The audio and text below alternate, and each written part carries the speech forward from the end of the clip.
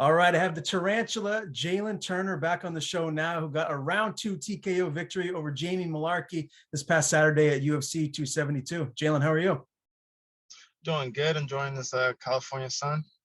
Yes, sir. And really, what a first round that you guys had. It was a firefight. You guys went in there and started slugging it out. Was that exactly what you expected from Jaime here in this fight? Yeah, I expected him to come out tough, keep the forward pressure, the momentum. I'll try to hold the center of the octagon and just match that and see how he dealt with the fire. And it really seemed like your length was the difference in this fight. Your counter punching was on point. Did you and your team feel like that was what was ultimately going to get your hand raised? Um, we felt good everywhere the fight went. Standing on the feet on the ground, was well prepared. Pretty confident going in. So yeah, it was just literally just however the fight played out. It played out. There was no specific game plan. It was just go out there and do your thing. He did rock you once there early on. Were you wobbled? Tell me, how hurt were you at all?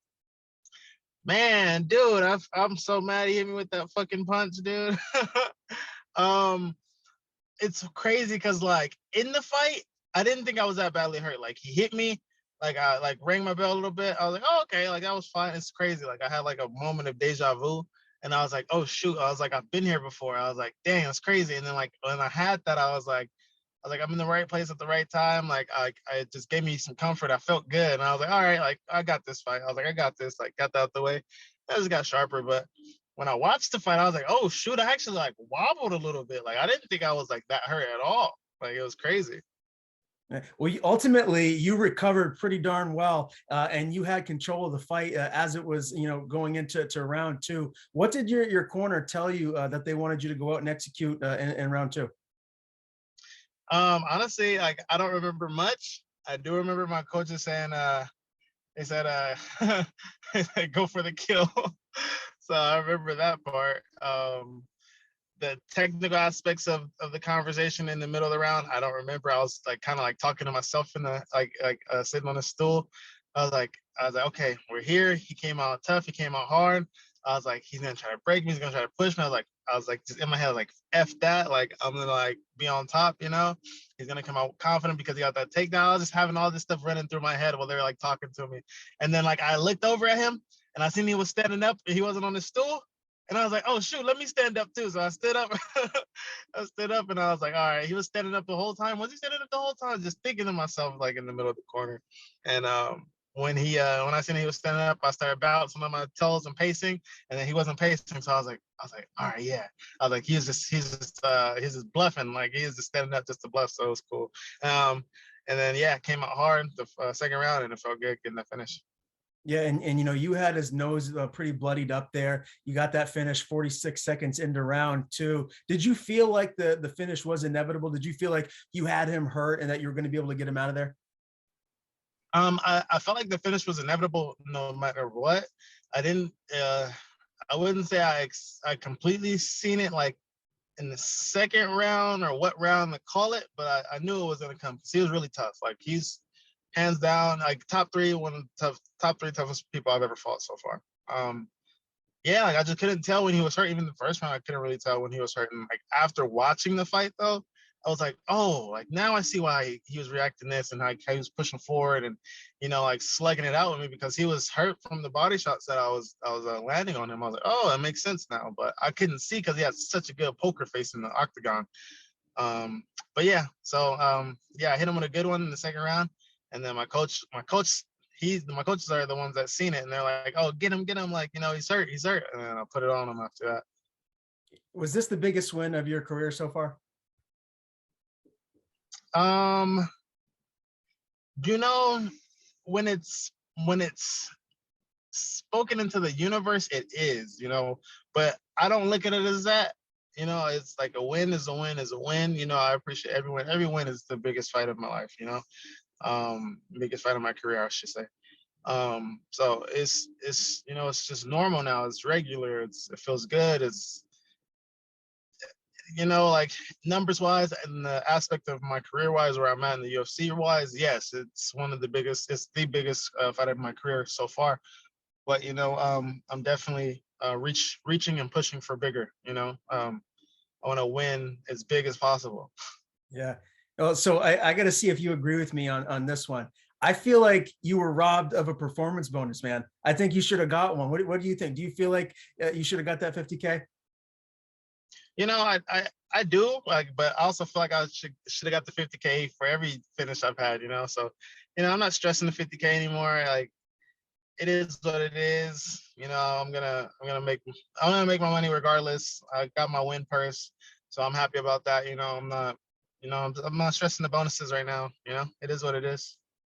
How excited were you to be on this card, UFC 272? The main event was huge with Covington and Masvidal.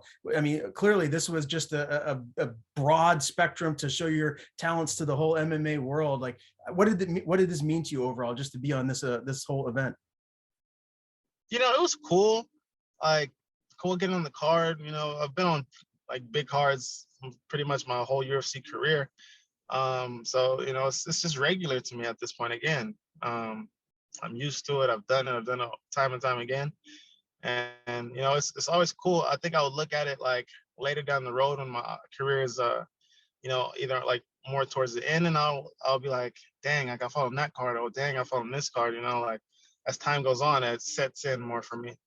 But I was just more hyped to be, the headliner on the prelims. I was like finally getting to step up, getting more eyes on me, and especially getting that win in that fashion. Like even like now, like I've had like so many more people like recognize me on the street, like, just randomly. Like it feels good. It's pretty cool. Yeah, well, you definitely deserve it. What did you feel like of the Covington Masvidal fight? Did it play out how you thought it would? Yeah, it played out how I thought it would. It didn't play out how I wanted it to go. One of Masvidal to win. I've seen him a couple of times. Like, he's a cool dude, humble dude. I've always been. On Masvidal's team, he's always just been a dope dude, like great fighter. I love like his story, where he came from. Started fighting in backyards and stuff. Like, I have a similar story, like training in my backyard, started from there. So yeah, that was it. He had my support. All right. And I talked to Georgie Karakhanyan recently. He had mentioned that you were training with him a lot for his upcoming fight, and obviously for your fight as well. What does your camp look like these days? Who are the guys that you're primarily getting your work in with?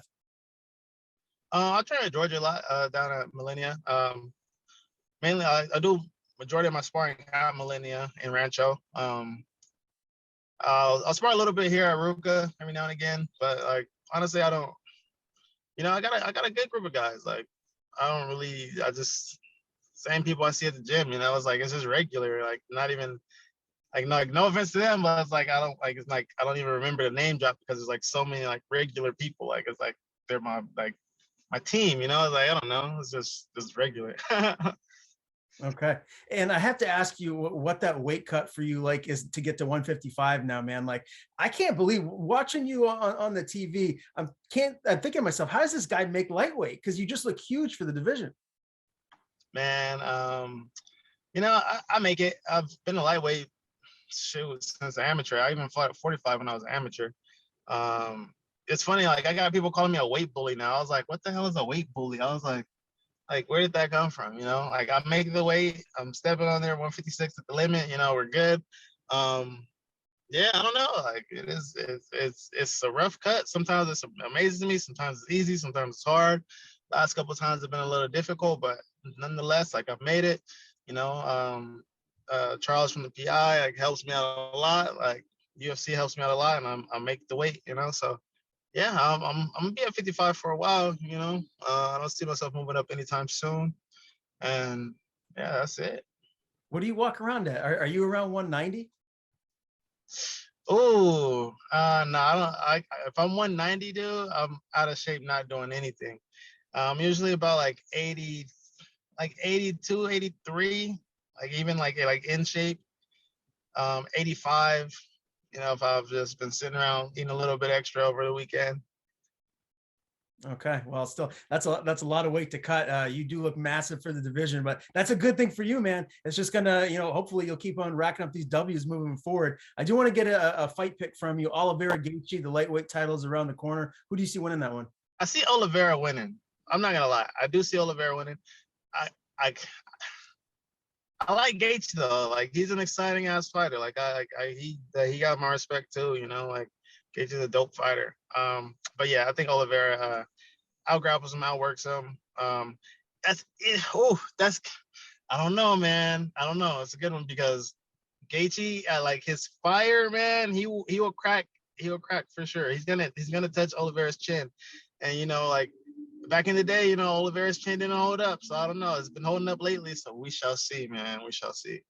Yeah, I'm looking forward to that one. And, I know you said that you're not making any specific call outs, but you did mention that Brad Riddell would excite you. Do you feel like that fight makes sense for you next? Or is there someone else that, maybe you feel like in the back of your mind, the UFC might be matching you with? I think the Brad fight makes like perfect sense, you know. He fought Mullarkey, didn't finish him, beat him by decision. I just finished Mullarkey. Brad has a number next to his name. It makes sense. That's all it is. But nonetheless, if the UFC doesn't want to make that fight, they want to make a different fight. Like I'm all for it. I'm not calling nobody out. I'm not running away from nobody. I'm not straying away from any challenges. So, it's just business. All right. Time frame. When are you hoping to jump back in there? Honestly, I wanted to jump back in there like July, but I gotta clear some fog, see if everything's good to go, get back in the gym, or if I'm gonna have to sit out a little bit. Got some injuries, gotta get figured out and situated. And then after that, I'm right back in the gym, progressing, trying to get better. So, and if not July, late August in the fall, sometime in the fall, like yeah, I'm in no rush. I do want to stay active this year. I want to get 3 in or 2 more, So if that's possible, let's do it. And if one more big one, I'm good with that too. The injuries aren't serious though, right? It's just minor stuff. I don't know yet. I gotta figure it out. I'll know in a little bit. So I'm getting some shit, getting some stuff checked out right now. Shouldn't be nothing too crazy. Maybe just a break here or there, but that'd be cool. Okay. Well, geez, I hope you get some good news. Again, thank you for the time, Jalin. Jalin Turner beats Jaime Mullarkey at UFC 272 in the second round. Great talking with you. I want to give you the floor. Tell people where to follow you on social media. And if you have anyone to thank, the floor is yours. Appreciate your time. Thank you for the interview. My social media, the Tarantula MMA on Instagram, and Jalin Turner on Facebook, and Jalin Turner on Twitter.